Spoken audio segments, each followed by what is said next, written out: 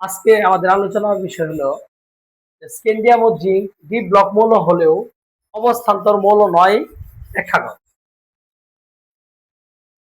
একবার বলতেছি, স্ক্যান্ডিয়াম ও zinc D block মৌল হলেও অবস্থান্তর মৌল নয় কেন ব্যাখ্যা করো। তো আমাদের ডি ব্লক মৌল আর অবস্থান্তর মৌল সম্পর্কে প্রথম ধারণা থাকতে হবে। ডি ব্লক মৌল ও অবস্থান্তর মৌল সম্পর্কে যদি আমাদের ধারণা কনসেপ্ট ক্লিয়ার থাকে, তাহলে এই জাতীয় প্রশ্নগুলো আমাদের সলভ করতে সহজ হবে। আমরা দেখি ডি ব্লক মৌল কোনগুলো আর অবস্থান্তর মৌল কোনগুলো। প্রথম আসি ডি ব্লক মৌল। ডি ব্লক মৌল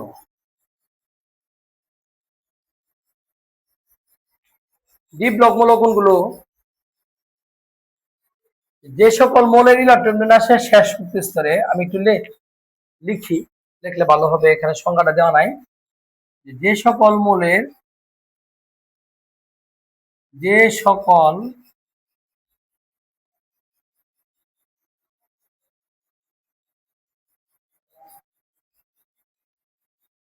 সকল মৌলের ইলেকট্রন বিন্যাসের শেষ শক্তি স্তরে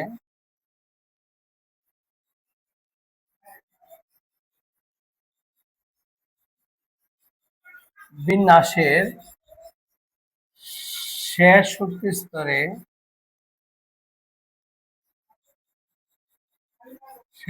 স্তরে ইলেকট্রন বিন্যাসের শেষ শক্তি স্তরে সুস্থিত আয়নের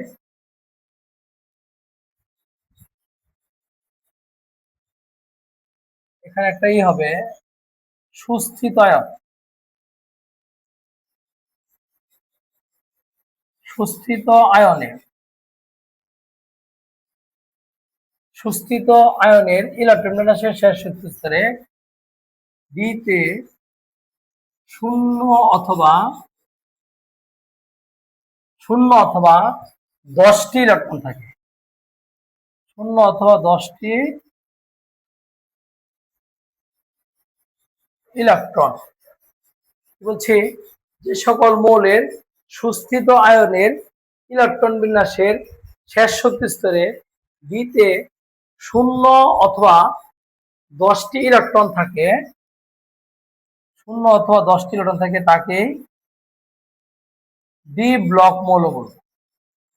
ডি ব্লক মৌল বলা হয়। যেমন স্ক্যান্ডিয়াম যদি আমরা ইলেকট্রন বিন্যাস করি, স্ক্যান্ডিয়াম 21 1s2 2s2 2p6, আমরা ইলেকট্রন বিন্যাস সবাই পারি। তারপর আমি দেখিয়ে দিচ্ছি 1s2 2s2 2p6 3s2 3p6 3d আর 4s2 আর 3d1, 21। কিন্তু সুস্থিত আয়ন যখন তার ইলেকট্রন ত্যাগ করে সুস্থিত হবে, যেহেতু স্ক্যান্ডিয়াম 3+, যেহেতু স্ক্যান্ডিয়াম কি ধাতু, স্ক্যান্ডিয়াম আছে প্লাস হিসে তাদের শেষ শক্তি স্তরে 2টি ইলেকট্রন আছে, এই জন্য স্ক্যান্ডিয়াম একটি ধাতু, তারা ইলেকট্রন ত্যাগ করে সুস্থিত আয়নের ইলেকট্রন বিন্যাস অর্জন করে। যেমন আমরা যদি বলি 1s2 2s2 2p6 3s2 3p6 আর 3d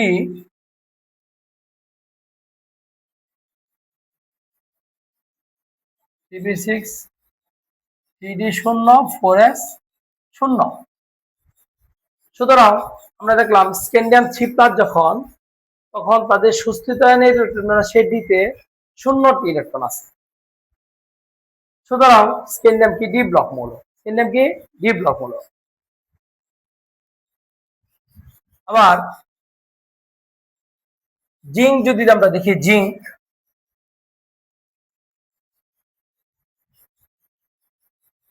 আমরা যদি জিঙ্ক দেখাই, জিঙ্ক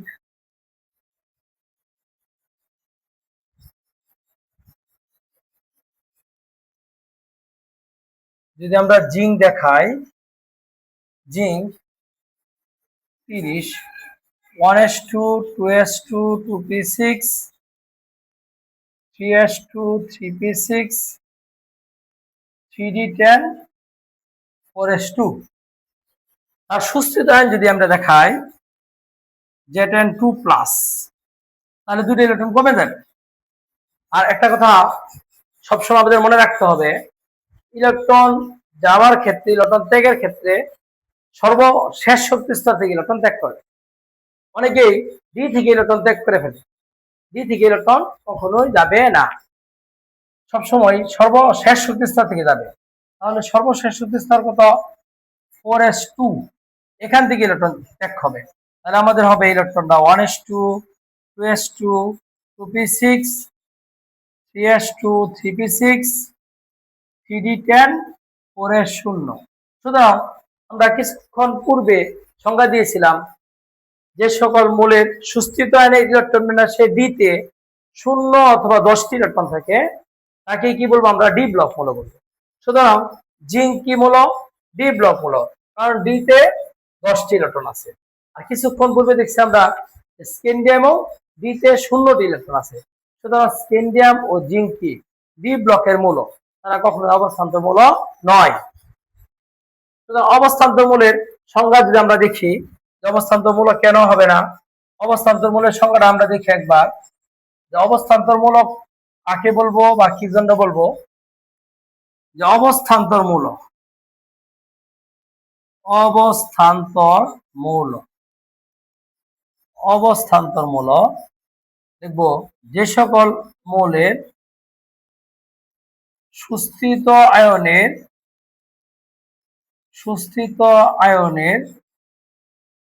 ইলেকট্রন বিন্যাসের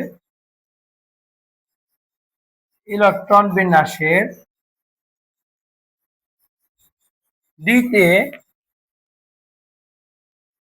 1 থেকে 9টি। আমরা যখন ডি ব্লক মৌল বলছি তখন 0 অথবা 10 ছিল, 0 অথবা 10। আর অবস্থান্তর মৌলের সময় আমরা কি বলছি?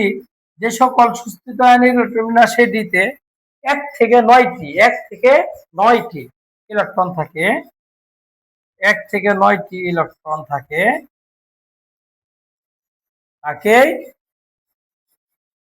অবস্থান্তর মৌল বলা হয়। তাকে অবস্থান্তর মৌল বলা হয়। ক্লিয়ার? তাহলে আমাদের দুটো জিনিস লক্ষ্য রাখতে হবে, একটা ডি ব্লক আর একটা অবস্থান্তর মৌল। ডি ব্লক কি? যে সুস্থিত আয়নের ইলেকট্রন বিন্যাসে ডিতে 0 অথবা 10টি ইলেকট্রন থাকবে, 0 অথবা 10। কিন্তু অবস্থান্তর মৌলে কত হবে? সুস্থিত আয়নের ইলেকট্রন বিন্যাসে ডিতে 1 থেকে 9টি ইলেকট্রন থাকবে। এটা আমাদের সবসময় সর্বদা লক্ষ্য রাখতে হবে, 1 থেকে 9টি ইলেকট্রন থাকবে, 1 থেকে 9।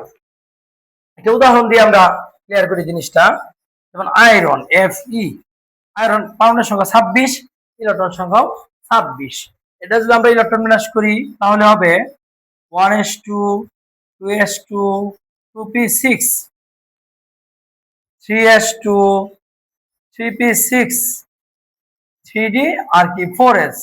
4s এ প্রথম প্রবেশ করবে 2টা, তারপর ডিতে আছে 6টা, এ হলো 26টি ইলেকট্রন। এখন তারা সুস্থিত আয়ন মানে সেই ইলেকট্রন ত্যাগ করে সুস্থিত আয়ন ইলেকট্রন বিন্যাস অর্জন করে। কারণ আয়রন কি ধাতু, সে যদি 2টি ইলেকট্রন ত্যাগ করে তাহলে কি হবে? 1s2, 2s2, 2p6, 3s2, 3p6, same 3d6 আর 4s0। আমি পূর্বে বলছি যে ইলেকট্রন ত্যাগ করার সময় সর্বশেষ শক্তি স্তর থেকে ইলেকট্রন ত্যাগ করে, এটা মনে রাখতে হবে। কি বলছি? সর্বশেষ শক্তি স্তর থেকে ইলেকট্রন ত্যাগ করতে হবে। তাহলে সর্বশেষ শক্তি স্তর কি? 4s। এখান থেকে সে 2টি ইলেকট্রন ত্যাগ করলো, Fe2+ হলো, আর ফলে 4s এ কোনো ইলেকট্রন নেই। কিন্তু 3d তে আমাদের শর্ত ছিল 1 থেকে 9টি ইলেকট্রনের মধ্যে থাকতে হবে। তাহলে আমাদের 6টি ইলেকট্রন আছে, সুতরাং শর্ত ফিল আপ করেছে। 1 থেকে 9টি থাকার কথা, আছে কি 6টি। সুতরাং সে কি অবস্থান্তর মৌল। সুতরাং আয়রনটাকে কি বলবো? অবস্থান্তর মৌল। আবার যেহেতু ডিতে ইলেকট্রন থাকে তাকে ডি ব্লক মৌল বলা হয়। আমাদের প্রশ্নের সাথে সাথে উত্তর করা যাবে যে আয়রন ডি ব্লক মূল আবার অবস্থান্তর মূল, কিন্তু স্ক্যান্ডিয়াম ও জিঙ্ক অনলি ডি ব্লক মূল কিন্তু অবস্থান্তর মূল নয়।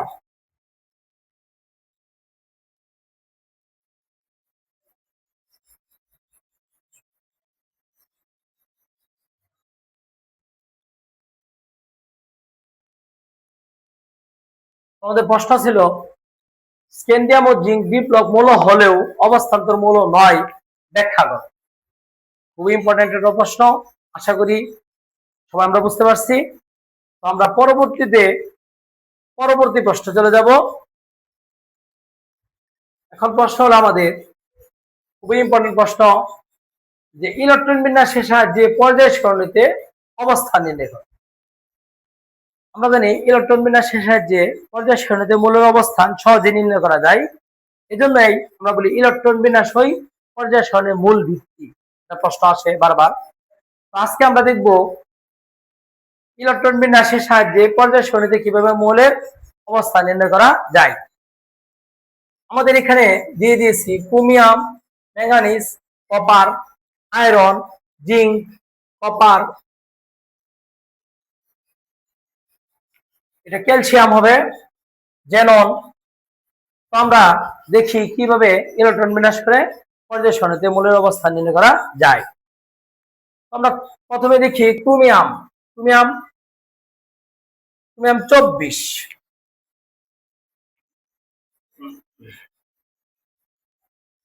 দেখো ক্রোমিয়াম 24 ইলেকট্রন বিন্যাস 1s2 2s2 2p6 3s2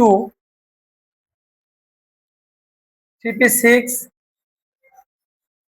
এটা আমাদের একটু মিস্টেক, এখানে আমাদের ভুল আছে। সঠিক ইলেকট্রন বিন্যাসটা আমি দিয়ে দিচ্ছি যে 1s2 2s2 2p6 3s2 3p6 3d আর কি 4s। তো ইলেকট্রন আমরা জানি সর্বশেষ শক্তি স্তর 4s এ প্রবেশ করে, তারপর ইলেকট্রন 3d তে প্রবেশ করে। তো ইলেকট্রন সাধারণ অবস্থায় আমরা ক্রোমিয়ামের ইলেকট্রন বিন্যাস জানি যে হওয়ার কথা 4s2 3d4 হওয়ার কথা। কিন্তু একটা জিনিস আমাদের লক্ষ্য রাখতে হবে যে ডিতে কখনো 4 এবং 9 হবে না, হবে 5 অথবা 10। 4 থাকলে হবে কত 9, 9 থাকলে হবে কত 4 থাকলে হবে 5, 9 থাকলে হবে কত 10। 4 থাকলে কত হবে 5, 9 থাকলে হবে কত 10। এটা কারণ আমরা জানি যে অধপূর্ণ বা পরিপূর্ণ, যে অধপূর্ণ বা পরিপূর্ণ, অধপূর্ণ বা পরিপূর্ণ, অধপূর্ণ বা পরিপূর্ণ বিন্যাসসমূহ অধিকতর সুস্থিত, অধিকতর সুস্থিত। এই পয়েন্টটা অনেক ইম্পর্টেন্ট জিনিস যে অধপূর্ণ বা পরিপূর্ণ বিন্যাসসমূহ অধিকতর সুস্থিত। আমরা জানি বিতে সর্বদাই 10টি ইলেকট্রন থাকে, কয়টি থাকতে পারে সর্বোচ্চ 10টি ইলেকট্রন থাকে। এর অর্ধপূর্ণ মানে অর্ধেক পূর্ণ কয়টি 5টি, আর পরিপূর্ণ কয়টি 10টি আমরা জানি। সুতরাং এই ইলেকট্রন বিন্যাসের ক্ষেত্রে আমাদের এখানে এই ইলেকট্রন বিন্যাসের ক্ষেত্রে ডিতে স্বাভাবিক অবস্থায় বা আহ্বান নীতি অনুসারে এখানে 2টি আর এখানে 4টি হওয়ার কথা। কিন্তু এই নিয়ম অনুসারে যে অধপূর্ণ বা পরিপূর্ণ বিন্যাস সমুদ্রগত সুস্থিত, এই নিয়ম অনুসারে দিতে হবে কয়টি, দিতে হবে 5টি, 4s এ হবে 1টি। মানে ডিতে একটি বেড়ে গেছে, 4s একটি কমে গেছে। সুতরাং আমরা এখানে অধপূর্ণ বা পরিপূর্ণ বিন্যাসের প্রয়োগ দেখতে পেলাম। এখন আসো আমাদের সঠিক ইলেকট্রন বিন্যাস হওয়ার পরে আমরা কিভাবে পর্যায় সারণীতে অবস্থান নির্ণয় করব। তো আমরা পর্যায়ের ক্ষেত্রে মনে রাখবেন আমাদের সর্বশেষ শক্তি স্তর কত 4, বা প্রধান কোয়ান্টাম সংখ্যার মান কত 4, বা n এর মান কত n সমান 4। সুতরাং এটা আমাদের পর্যায়, এটা আমাদের পর্যায়। তাহলে পর্যায় সারণীতে তার কত নম্বর পর্যায় হবে? এটি চতুর্থ পর্যায়ে অবস্থিত। আমাদের পূর্বে আমরা কত নম্বর পর্যায়? তাহলে চতুর্থ পর্যায়ে বলবো। কত নম্বর পর্যায়? চতুর্থ পর্যায়ে বলবো। আমি বললাম যে ক্রোমিয়াম, তাহলে স্লাইডে একটু সমস্যা, এইখানে মিস্টেক হয়েছে, এখানে 3 জায়গায় কত হবে? তাহলে 5, এই যে 3 জায়গায় 5 হবে আর 1। ওকে, তাহলে আমাদের এটা বুঝতে সুবিধা হলো যে সর্বশেষ শক্তি স্তরের প্রধান কোয়ান্টাম সংখ্যা বা n এর মান অথবা যুজ্যতা স্তরের স্তর যে শক্তি স্তরে আছে তাকেই বলবো কি আমরা পর্যায়।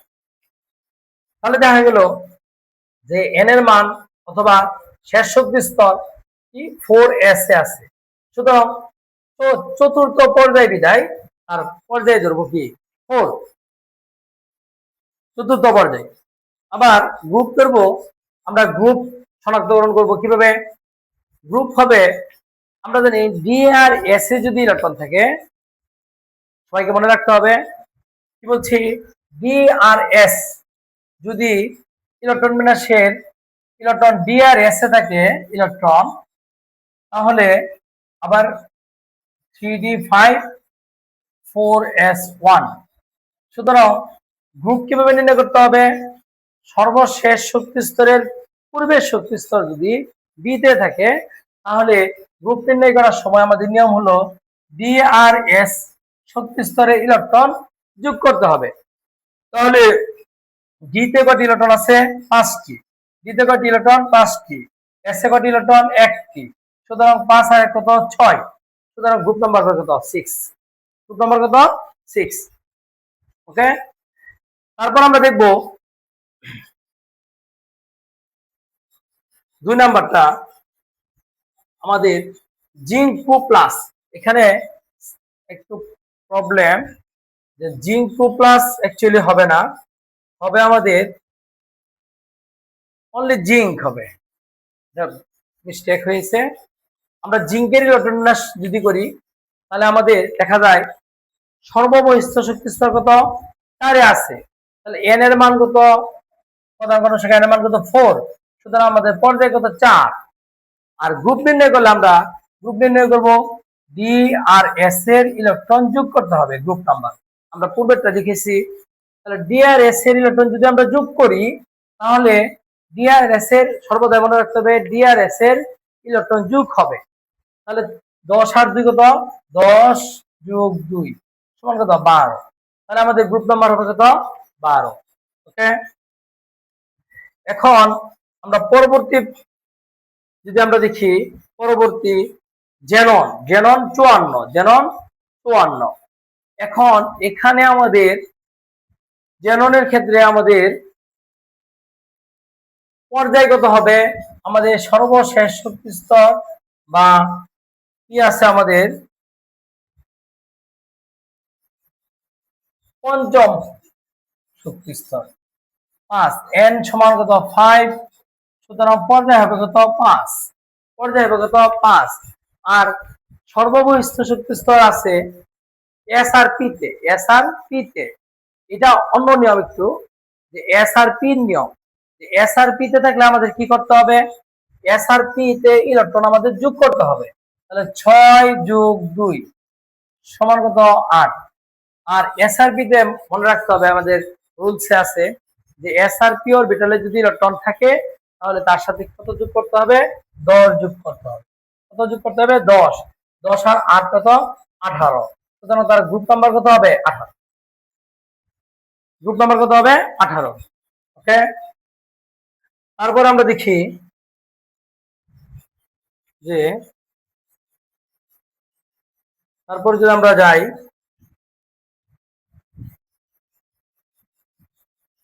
পরবর্তী প্রশ্নের উত্তরে, আমরা চলে গেলাম পরবর্তী প্রশ্ন হলো মেন্ডেলিভের পর্যায় সূত্রটি লিখো। মেন্ডেলিভের পর্যায় সূত্রটি লিখো। আমরা জানি পর্যায় সারণীর জনক স্যার জন মেন্ডেলিভ। স্যার জন মেন্ডেলিভ কত সালে পর্যায় সারণী আবিষ্কার? তো আমরা জানি যে পর্যায় সারণীর জনককে স্যার জন মেন্ডেলিভ বা দিমিত্রি মেন্ডেলিভ। উনি কত সালে? 1869 সালে মাত্র 63টি মৌল নিয়ে পর্যায় সারণী যাত্রা শুরু করেছিলেন। তখন উনি একটি সূত্র দিয়েছিলেন, ওটার নাম হলো মেন্ডেলিভের পর্যায় সূত্র। তো মেন্ডেলিভের পর্যায় সূত্রটি কি? যে মৌলসমূহের ভৌত রাসায়নিক ধর্মাবলী তাদের পারমাণবিক ভর বৃদ্ধি অনুসারে পর্যায়ক্রমে আবর্তিত হয়। আবার বলছি, মৌলসমূহের ভৌত ও রাসায়নিক ধর্মাবলী তাদের পারমাণবিক ভর বৃদ্ধি অনুসারে পর্যায়ক্রমে আবর্তিত হয়। মানে কি, পূর্বে পর্যায় সারণীর যে সাজিয়েছিলেন 63টি মৌল নিয়ে, তখন কি ছিল? পারমাণবিক ভর পর্যায় সারণীর মূল ভিত্তি ছিল। মানে পারমাণবিক ভর অনুসারে পর্যায় সারণী সাজানো হয়েছিল। কিন্তু পরবর্তীতে পারমাণবিক ভর কি পর্যায় সারণী অনুসারে সাজানো সঠিক নয়। কিভাবে সমস্যা সৃষ্টি হয়েছিল? তখন ক্যালসিয়াম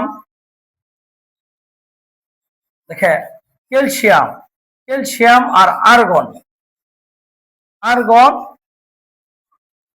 আর্গনের পারমাণবিক বর্গ, আর্গন পারমাণবিক সংখ্যা হচ্ছে 18, পারমাণবিক বর্গ 40। আবার ক্যালসিয়ামের পারমাণবিক সংখ্যা 20, পারমাণবিক বর্গ 40। সুতরাং যখন দুটা মৌলের পারমাণবিক ভর একই হয়ে গেল, তখন কি পারমাণবিক ভর দেখা গেল যে পারমাণবিক ভর পর্যায় সারণী মূল ভিত্তি হতে পারে নাই। কিন্তু বিজ্ঞানী মেন্ডেলিভ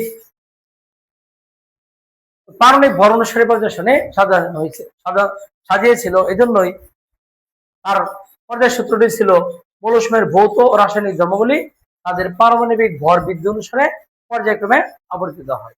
তো প্রশ্ন উত্তরটা অনেক সহজ এবং কি ইজি। তারপরে আমরা একটু অন্য প্রশ্নে চলে যাই। এখানে আছে যে মৌলের আয়নীকরণ বিভব বলতে কি বুঝো? পর্যায় সারণীর একই গ্রুপ একই পর্যায়ে এই ধর্ম কিভাবে পরিবর্তিত হয়? খুব ইম্পর্টেন্ট একটা প্রশ্ন। প্রথমে আমরা আসি, মৌলের আয়নীকরণ বিভব বলতে কি বুঝো? আয়নীকরণ বিভব বা আয়নীকরণ শক্তি বা আয়নাইজেশন পটেনশিয়াল সব সেম টু সেম। আয়নীকরণ বিভব, আয়নীকরণ শক্তি বলতে আমরা কি বুঝি? গ্যাসীয় অবস্থায় কোনো মৌলের সর্ববহিস্থ শক্তি স্তর থেকে 1 মোল ইলেকট্রন সরিয়ে পরমাণুকে ধনাত্মক চার্জযুক্ত আয়নে পরিণত করতে যে পরিমাণ শক্তির প্রয়োজন হয় তাকে ওই মৌলের আয়নীকরণ শক্তি বা আয়নীকরণ বিভব বলা হয়। আমরা একটা উদাহরণ দিলে আমরা 100% বুঝতে সুবিধা হবে। আমরা যদি একটা উদাহরণ দিই,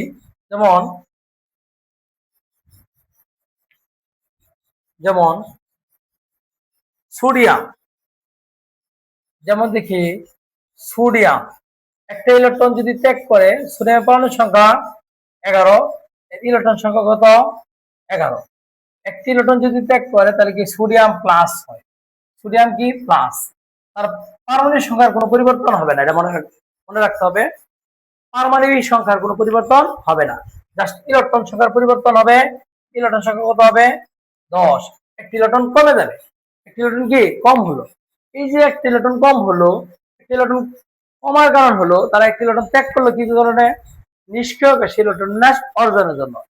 সে একটি ইলেকট্রন ত্যাগ করে কার ইলেকট্রন বিন্যাস অর্জন করলো? নিয়নের। কার ইলেকট্রন বিন্যাস অর্জন করলো? নিয়নের। তো এই যে একটি ইলেকট্রন ত্যাগ করে সে এমনিতে ইলেকট্রন ত্যাগ করে নাই, তার ত্যাগ করতে একটা শক্তির প্রয়োজন হয়েছে। আর এই শক্তিটাকে বলা হয় ডেল ই বা সমান আয়নীকরণ শক্তি। ডেল ই আয়নীকরণ শক্তি, আয়নীকরণ শক্তি বা আয়নীকরণ বিভব। সুতরাং আমরা দেখলাম এটা কি অবস্থা থাকবে? সর্বদাই গ্যাসীয় অবস্থা থাকবে। তাহলে আমরা সংখ্যার সাথে মিল আছে কিনা দেখি। যে গ্যাসীয় অবস্থায় কোনো পরমাণুর শেষ শক্তি স্তর থেকে একটি ইলেকট্রন অপসারণকে পরমাণুকে ধনাত্মক চার্জযুক্ত আয়নে পরিণত করতে যে পরিমাণ শক্তির প্রয়োজন হয় তাকে ওই মৌলের আয়নীকরণ শক্তি বলা হয়। আমরা আয়নীকরণ বিভব বুঝতে পারলাম, আয়নীকরণ শক্তি আমরা বুঝলাম। এখন বলছে পর্যায় সারণী একই গ্রুপ একই পর্যায়ে এই ধর্ম কিভাবে পরিবর্তিত হয়। এটা একটু ডিটেলস যদি আমরা বুঝতে চাই তাহলে লাগবে পরমাণু আকার বা পারমাণবিক ব্যাসার্ধ। পরমাণুর আকার বা পারমাণবিক ব্যাসার্ধ যদি আমরা বুঝি তাহলে এটা বুঝতে আমাদের সুবিধা হয়। যেমন বলছে পর্যায়ভিত্তিক কি সম্পর্ক আর গ্রুপ ভিত্তিক কি সম্পর্ক আয়নীকরণ বিভাগের। তাহলে পর্যায়ভিত্তিক সম্পর্ক আমাদের সাইডে দেওয়া আছে। যেরকম দ্বিতীয় পর্যায়ের মূলক lithium, beryllium, boron, carbon, nitrogen, oxygen, fluorine, neon, এদের আয়নীকরণ শক্তি বা আয়নীকরণ বিভব হলো 520, 900, 800, 1086, 1403, 1314। সুতরাং দেখা গেল একই পর্যায়ে যতই বাম থেকে ডান দিকে যাচ্ছি ততই আয়নীকরণ বিভব বা আয়নীকরণ শক্তি বৃদ্ধি পাচ্ছে। আবার বলতেছি, আমরা দেখলাম যে একই পর্যায়ে যতই বাম থেকে ডান দিকে যাওয়া যাবে ততই আয়নীকরণ বিভব বা আয়নীকরণ শক্তি বৃদ্ধি পাচ্ছে। এটা একটা মূলের প্রথম আয়নীকরণ শক্তি, এটা একটা মূলের দ্বিতীয় আয়নীকরণ শক্তি। আমরা প্রথম আয়নীকরণ শক্তি বা দ্বিতীয় আয়নীকরণ শক্তি সেম টু সেম, মানে যতই বাম থেকে ডান দিকে যাচ্ছি ততই আয়নীকরণ শক্তি বৃদ্ধি পাচ্ছে। তার মানে কি একই পর্যায়ে যত বাম থেকে ডান দিকে যাওয়া যায় ততই আয়নীকরণ শক্তি কি বৃদ্ধি পায়। কেন বৃদ্ধি পায়? এটা হলো পরমাণু আকার যদি আমরা দেখি, পরমাণু আকার দেখলে আমরা বুঝতে পারবো। যেমন লিথিয়াম আমরা এখানে ইলেকট্রন বিন্যাস করলে লিথিয়াম পারমাণবিক সংখ্যা 3, ইলেকট্রন সংখ্যা 3, ইলেকট্রন বিন্যাস করলে 1s2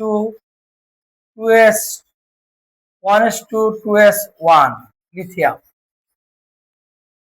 beryllium 1s2 boron 1s2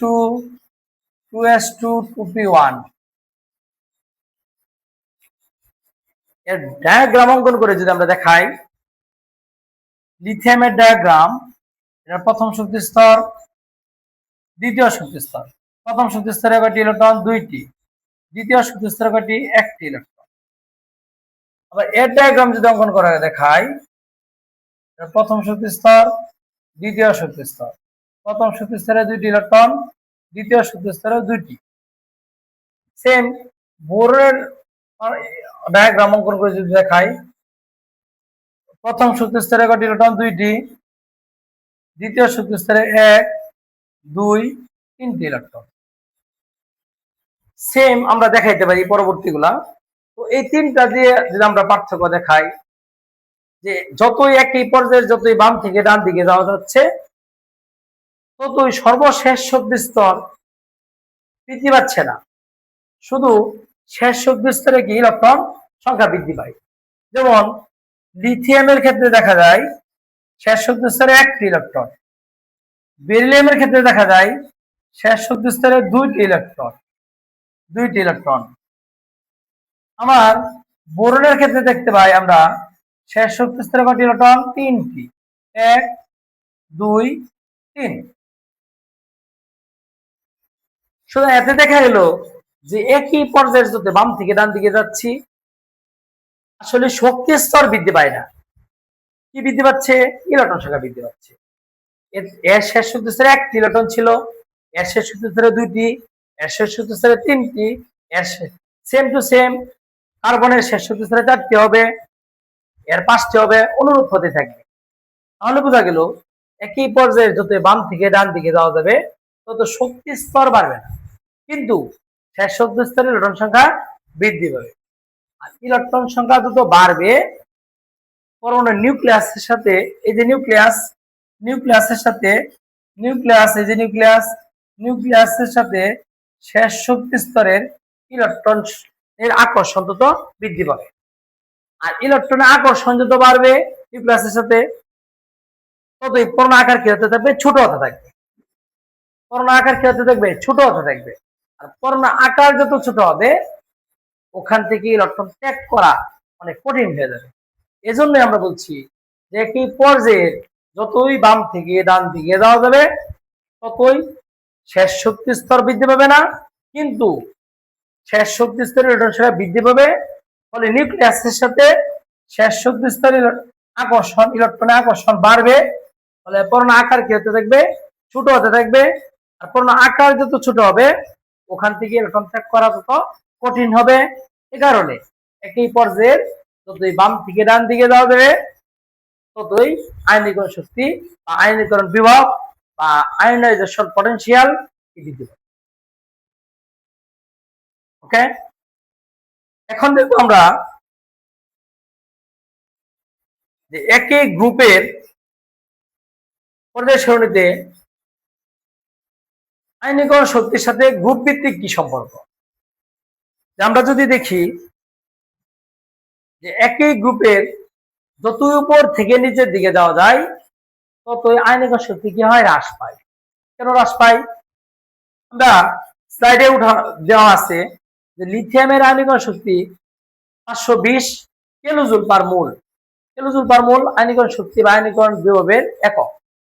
আবার সোডিয়ামের আয়নীকরণ শক্তি 494, পটাশিয়াম 418, রুবিডিয়াম 402, সিজিয়াম 376। এটা দেখা গেল একই গ্রুপে যত উপর থেকে নিচের দিকে যাওয়া যাচ্ছে তত আয়নীকরণ শক্তি কি হচ্ছে, হ্রাস পাচ্ছে। এটা কারণ কি তাহলে, যে একই গ্রুপের যত উপর থেকে নিচের দিকে যাওয়া যায় তত আয়নীকরণ শক্তি হ্রাস পায়। কারণটা আমরা এখানে দেখাচ্ছি। তো আমরা এদের ইলেকট্রন বিন্যাস করি, যদি আমরা lithium 1s2 2s2 1s2 lithium 3, সুতরাং আমাদের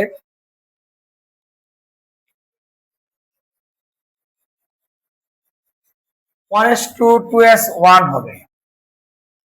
আবার সোডিয়াম 11 এর পারমাণবিক সংখ্যা 1s2 2s2 2p6 3s1। Potassium 19 1s2 2s2 2p6 3s2 3p6 4s1।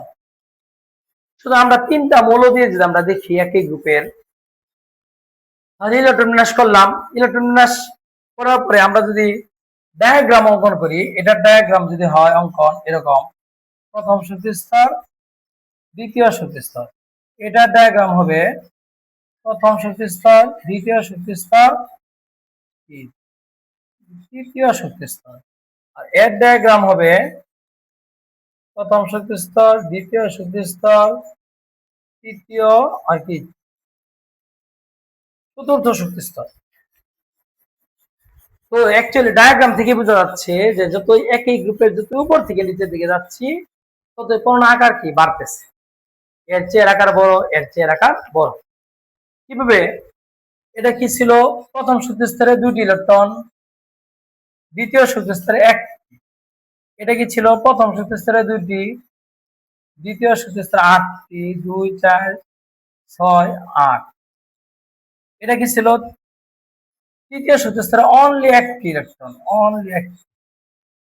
আবার এও সেম টু সেম আমাদের লাস্ট শক্তি স্তরে কয়টি, 1টি ইলেকট্রন। কয়টি ইলেকট্রন, 1টি। ভিতরের গুলো আমি আজ দেই নাই, ভিতরে গুলো দেওয়া যাবে ইচ্ছা করলে। তো আমাদের যেটা বুঝার বিষয় যে একই পর্যায়ের যতই নিচ থেকে উপর থেকে নিচের দিকে যাচ্ছে তত শক্তি স্তর বাড়তেছে, কিন্তু শেষ শক্তি স্তরের সংখ্যা বৃদ্ধি পায় নাই।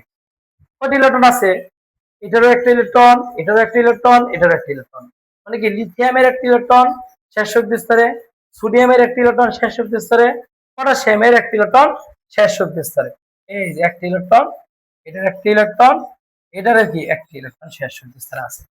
সুতরাং দেখা যায় একই গ্রুপের যত উপর থেকে নিচের দিকে যাওয়া যায় ততই শক্তি স্তর বৃদ্ধি পায়, কিন্তু শেষ শক্তি স্তরে ইলেকট্রন সংখ্যা বৃদ্ধি পায় না। একটি একটি ইলেকট্রন আছে। সুতরাং আমাদের শেষ শক্তি স্তরের সাথে নিউক্লিয়াসের শেষ শক্তি স্তরের সাথে এই যে নিউক্লিয়াসের আকর্ষণ কি হতে থাকে?